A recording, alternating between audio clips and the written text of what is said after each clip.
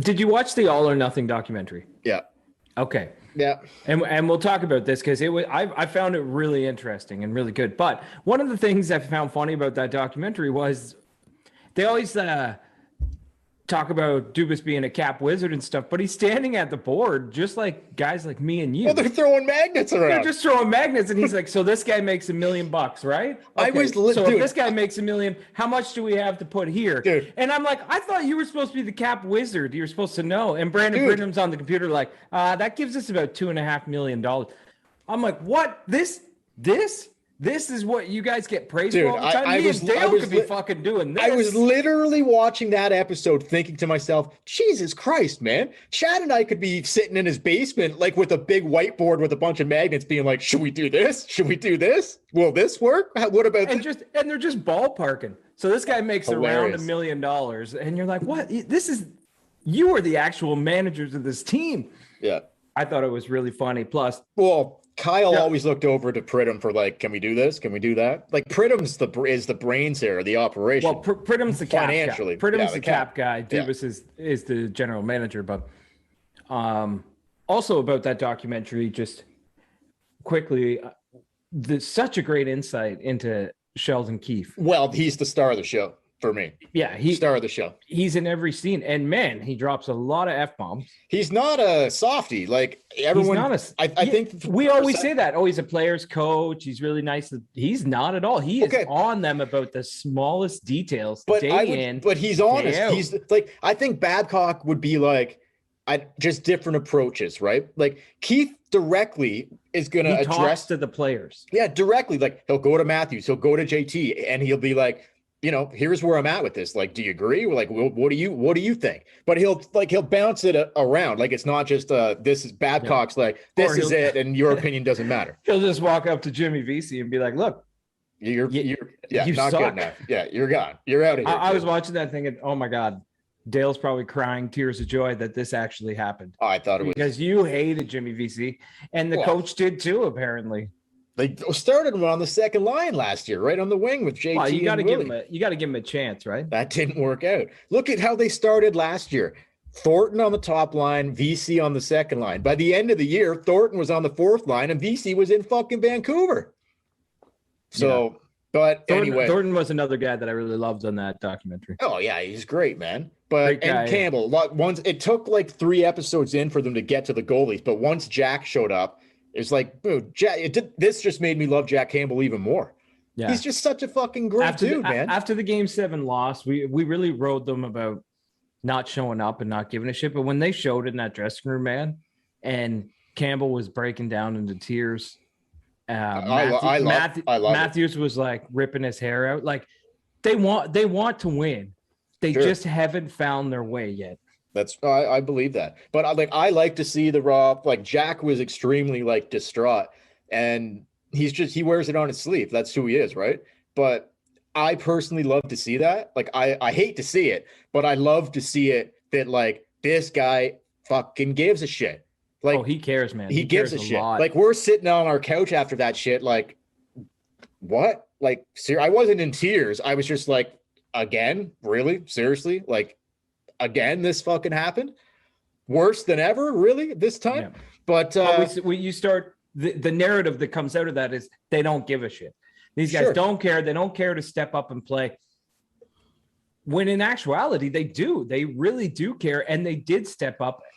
And it was a lot of I don't know. It was a lot of unlucky bounces and shit like that. But to show in the dressing room, to see Campbell crying, it made me realize that it means so much, and they really do want to win, and they should find their way to win, dude. And it is a thin margin. Like, let's be honest here, they did not find a way to get it done, but they were a goal away several times, a shot away several times. Like that series should have been over in 5 games. When they show the overtime where they're out shooting them 13-1, and Galchenyuk gives away the puck, and instantly Keith's just like fuck.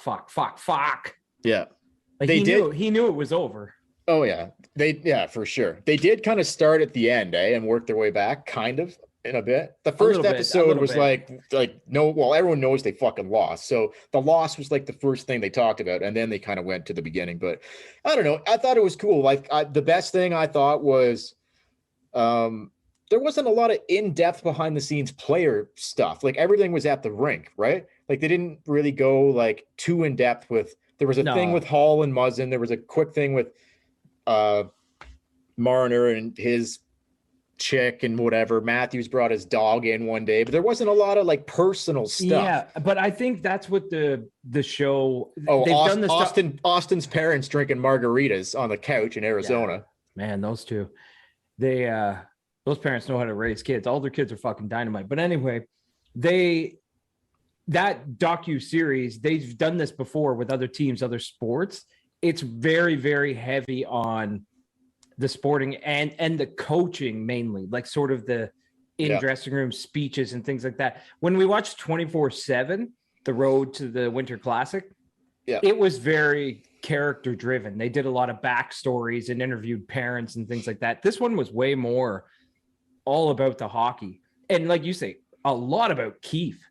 I thought Keefe and Dubas were kind of the stars of the show. Oh, the best parts of the show for me was every part of like it was Sheldon Keefe all the time, whether it was when Sheldon would come into the room and he'd shut the door behind him and it's just the two. Every time he would quietly shut the door and then swear. And then it like him and Kyle. And when he told Steve Briere to fuck off.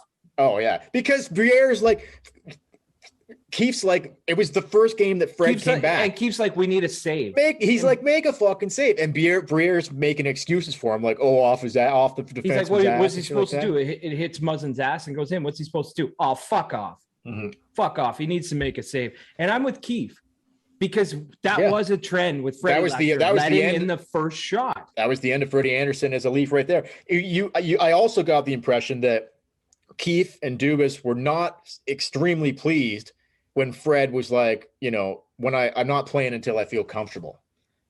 Did you get that kind of reading that? Like they were kind of like, what's this guy's fucking Dubas deal? Dubas kind of hit it a little better and said, this is the report. But Keefe just walked over to the window and was like, not playing until I'm hurt. And then when he went on the ice and Dubas is like, he's skating. Keefe's like, he's skating. And Dubas is like, yeah, in a fucking track pants and a hoodie. And he's only out there for a couple minutes and then whatever. And they both just shook their heads. So they were getting closer to playoff time. Obviously, Campbell had been killing it, and they were still having. I think Keefe and the coach and Dubas were in the room, and they were talking like in the offices, and they were talking about like who's starting, and they were like, Dubas is like, "Are you serious? Like, who's starting?"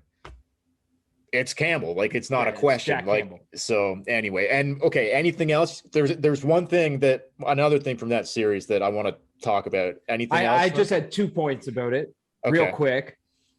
I felt like there were some guys on the team that I don't know if you noticed this, but you didn't see them really hanging out with anybody, or they didn't really seem to be part of the team. Like they weren't, how they did like the coffee club and they showed them racing the cars. Coffee club. Yeah, that was They good. showed them playing soccer and stuff and hanging out and joking with each other. Yeah. There were a few guys, Pierre Engvall. Wow. Ilya Mikheyev. Well, you can't speak English. I know, but you saw guys who barely play on the team, like Travis Boyd and Adam Brooks. They were there. They were hanging out with them. But I just found it weird that you didn't really see much of Engvall and Mikheyev, who play on the team pretty regularly. Well, clearly Engvall, we've come to learn later that Mikheyev probably had a burr up his ass the whole fucking season with his ice time and fucking the way he was being utilized, right? Yeah, it just made me think that. Or maybe he's just these guys are totally tradable. Like they really serve no purpose on the team. Well, Mikheyev, I'm not so sure about that. I think Mikheyev does. I'm going to get into Mikheyev later, but okay, what else? Oh, that was it. Okay, so quickly, just the 2 points on those players. I just felt like they didn't really seem like part of the team. I get that, but there was other guys you didn't really see too. I thought, but anyway. But everyone else had sort of a role. Like you didn't see Wayne Simmons a lot hanging out with the guys, but on the bench and in the room. Oh yeah, no. They really, really turned to Simmons, and he's really he's vocal and he's got things going. It made me open my eyes about Nick Foligno, what he did in his short time here. He seemed to really take control and take over a leadership role. Big time. When Tavares got hit in the head. Sucks the way it ended. He was all over it. Yeah, if he wouldn't have got hurt, he was like He it really sucks. wanted to play here. He really wanted to win Yeah, in Toronto. it just sucks didn't about work out. Foligno. It sucks. But okay, quickly, and then we'll move on. But just Paul Walrus, Paul McLean, or Paul, what's his fucking name? Paul McLean. Is it? He, when they were getting close to the playoffs, it might have been in the playoffs. It might have been the final episode when they maybe had blew the 3-1 lead already, and it was going into either game 6 or game 7. I can't remember. And he's in the coach's room and he's talking about demons. Do you remember this? And he's like, demons. He's like, these guys have demons everywhere. They got demons when they they come home from when they wake up in the morning. There's a demon beside them in bed. There's a demon underneath their bed when they go home to sleep at night. Like demons everywhere for these guys. Like he's like referring to not winning, right? Like all they can think of is like these not winning demons. And I just thought that was like, he's bang on. He's bang on the money. Because how many times have we had a similar conversation on this podcast where we're like, how is this not affecting them fucking mentally? Like they still seem to be a confident group, like Matthews and Marner, like they're confident, cocky guys. But deep down, when they're in that situation again, what's gonna, like, the demons are gonna come back, man. It can't, it's just like, how could they not? They're like, and that's what I'm saying. They have to find a way. It's not that they aren't trying. I really think this is a mental thing. And just like Paul McLean said, there's demons following them everywhere when they get into these situations. And you have to exorcise the demons.